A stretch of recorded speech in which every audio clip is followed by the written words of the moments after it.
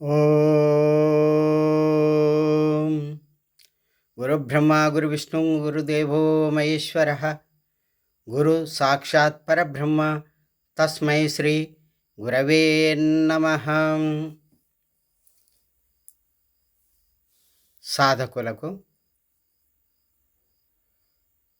ముఖ్యంగా ఏ విధంగా సాధన చెయ్యాలి,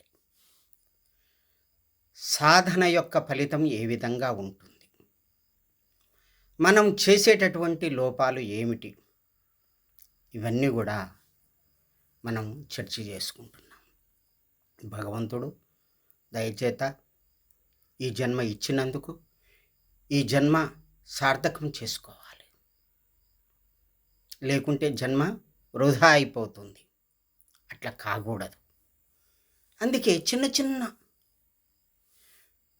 విషయాల్లో ఉన్నటువంటి పెద్ద పెద్ద జ్ఞాన స్వరూపాన్ని గ్రహించి వేదాలు చదవకున్నా, శాస్త్రాలు చదవకున్నా, పురాణాలు చదవకున్నా, ఏమి తెలియకున్నా సరే ఒక్క మనస్సు నిలిపితే మహాపదవి లభిస్తుంది అని మహాత్ములు చెప్తారు. అందులో మూడో వీడియో భాగంగా సాధన రహస్యాలు, రామయోగి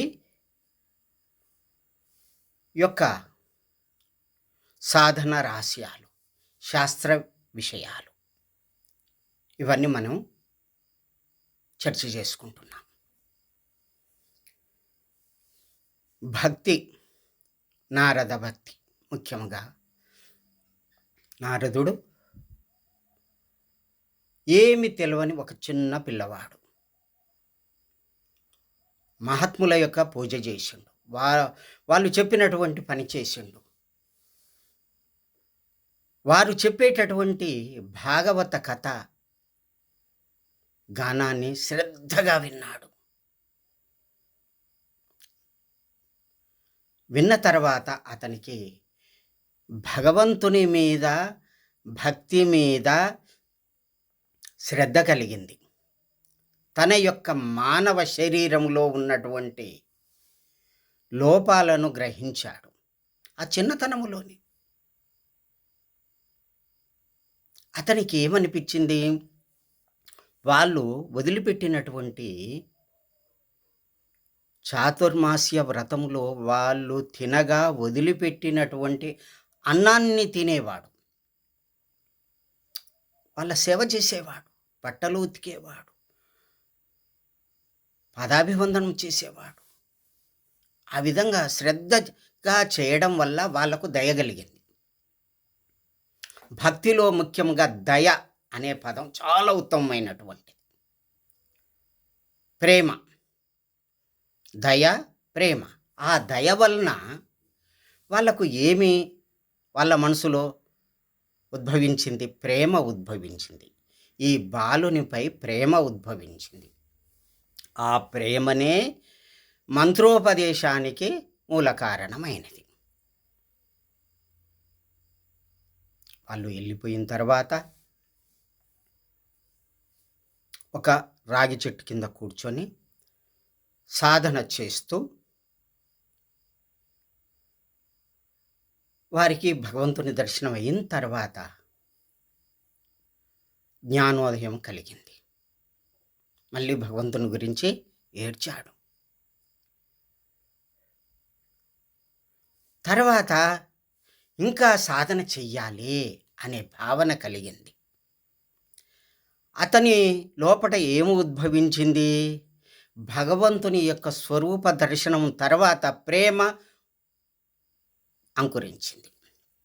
హృదయం లోపట ప్రేమ అంకురించింది. భాగవత ధర్మాలపైన నిష్ట కలిగింది. గుణముల యొక్క దోషాలని గమనించాడు.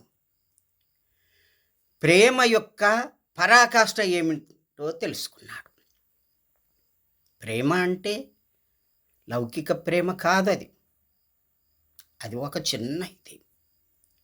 భార్యాపుత్రుల మీద, సంసారం మీద, శరీరం మీద, వ్యవహారికం మీద ఈ ప్రేమ కాదు.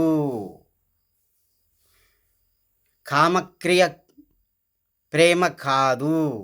ప్రేమ అనే పదం అది అలౌకికమైనటువంటిది, భగవంతునికి సంబంధించినటువంటిది, భగవంతుని తత్వంలో భాగమైనటువంటిది ప్రేమ. ఆ ప్రేమ స్వరూపుడే భగవంతుడు. ఆ భగవంతుని యొక్క గుణ గానాన్ని ఎంచుకున్నవాడే నారద మహర్షి. అతను ఎన్ని కష్టాలు పడితే ఆ స్థితి వచ్చిందో 84 సూత్రాలలో చెప్పడం జరిగింది. భక్తి సూత్రాలు. భక్తి ఏ విధంగా ఉద్భవిస్తుంది? శ్రద్ధ వల్ల ఉద్భవిస్తుంది. ఆ శ్రద్ధ, నిష్ఠ అదంతా కూడా భాగవత శ్రవణం వల్ల కలిగింది. మరి అటువంటి వాడు వేలాది సంవత్సరాలు తపస్సు చేసిన తర్వాత వారికి దివ్యదేహం కలిగి తర్వాత బ్రహ్మదేవునిలో లయమయ్యి 1000 మహాయుగాలు గడిచిన తర్వాత మళ్ళీ జన్మ తీసుకొని రావడం జరిగింది. అప్పుడు కానీ భగవంతునికి సన్నిహితుడై ఉత్తమమైనటువంటిది ఏమిటి అంటే ప్రేమ. భగవంతుని యందు ప్రేమ, భగవంతుని యందు నిష్ఠ, సర్వజీవుల యందు ప్రేమ. ఇదే నేను తెలుసుకున్నది అని చెప్పడం జరిగింది. మరి అతను సామాన్యుడా? దేవతలకే పూజ్యుడు, సర్వశాస్త్ర కోవిదుడు, మీమాంస ఎటువంటి మీమాంసనైనా కానీ నిగ్గు తేల్చేటటువంటి శాస్త్ర కోవిదుడు. అతన్ని మించిన వేదాంతి ఎవరూ లేరు. అతన్ని మించినటువంటి శాస్త్రజ్ఞాని ఎవరూ లేరు. అతన్ని మించినటువంటి యోగ జ్ఞాని ఎవరూ లేరు. ఆ జ్ఞానము ఏ విధంగా వచ్చింది? సాధన వల్ల, భక్తి వల్ల, ప్రేమ వలన వచ్చింది. అటువంటి శక్తి అతను ఎక్కడ కూర్చున్నాడో అక్కడ కూర్చొని చూస్తే సమస్త భూమండలములో, సమస్త లోకాల్లో జరిగేటటువంటి అన్నీ కూడా వారికి తెలిసిపోతాయి. ఎక్కడికైనా కానీ తిరిగేటటువంటి శక్తి వచ్చింది. ఇదంతా ఎట్లా వచ్చింది? భగవంతుని పైన ప్రేమ, నిష్ఠ, సాధన. ఇంతే. దీని వలనే నేను ఇది సాధించగలిగాను అని నారద మహర్షి చెప్పడం జరిగింది.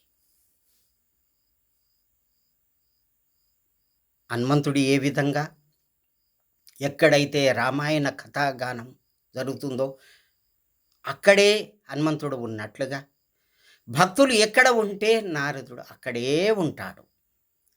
హరికథ గానం ఎక్కడ ఉంటే అక్కడే ఉంటాడు. భక్తుల హృదయాల్లో ఉంటాడు.